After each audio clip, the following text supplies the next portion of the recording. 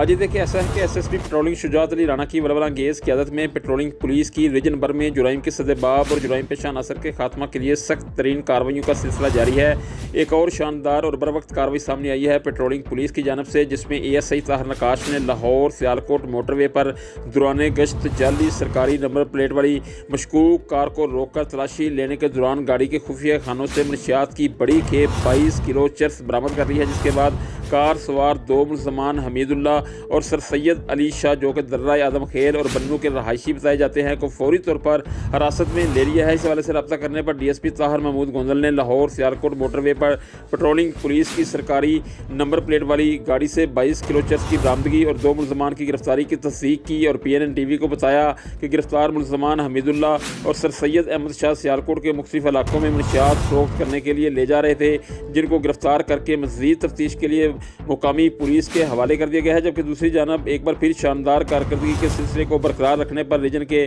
عوامی، سماجی اور زندگی کے تمام مکتبہ فکر سے وابستہ شخصیات نے S S P patrolling Shujaat Ali Rana, D S P Tahir Mahmood Gonzal اور خصوصاً اے ایس آئی طاہر نقاش کو بھرپور خراج تحسین پیش کیا ہے اور ان کی مستقبل میں مزید کامیابیوں کے لیے اپنی نیک تمناؤں کا اظہار کیا ہے۔